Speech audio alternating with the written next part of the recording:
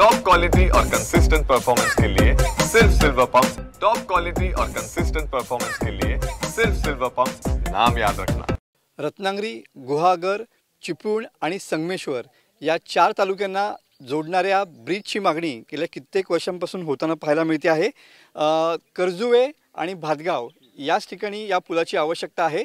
2023-24 मध्ये याचा एस्टिमेट झालेलं होतं आणि तब्बल हा खाडीपट्ट्यावर जर पूल झाला तर जवळपास 30 गावांना याचा फायदा होणार आहे आणि त्यामुळेच इथले ग्रामस्थ जे आहेत ते या खाडीपट्ट्यावरच्या पुलाची मागणी गेले कित्येक वर्षापासून करताना पाहायला मिळत आहेत।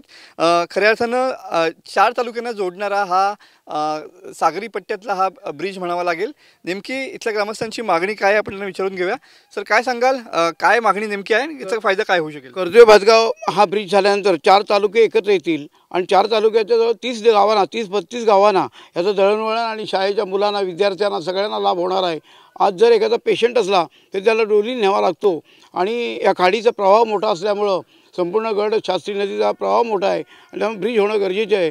ब्रिजला 23 कोटी रुपये 23 सालामध्ये मंजूर झालेले आहेत, परंतु त्याच्यासाठी अजून 22 कोटी कमी पडत आहेत।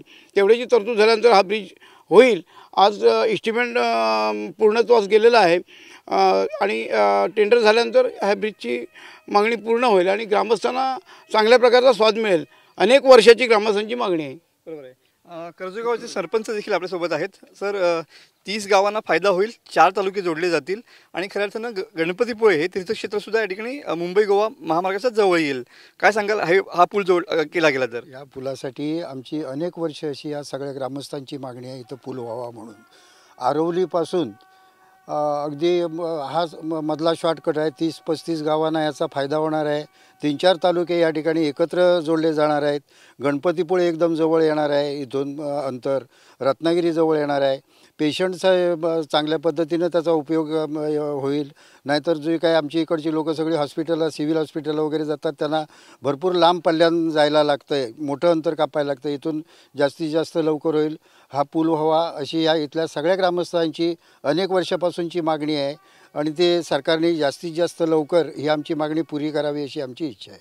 नक्कीच तब्बल 30 गावांना याचा फायदा होणार आहे। त्यामुळं हा खाडीपट्ट्याचा जो पूल आहे तो लवकरात लवकर व्हावा अशीच मागणी इथल्या ग्रामस्थांनी केलेली पाहायला मिळते आहे।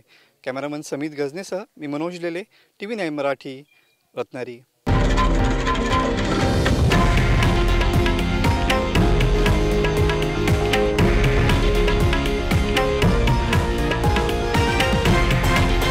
हे आहे देशातील नंबर 1 न्यूज नेटवर्क आणि आपण पाहत आहात TV9 मराठी, एकमेव।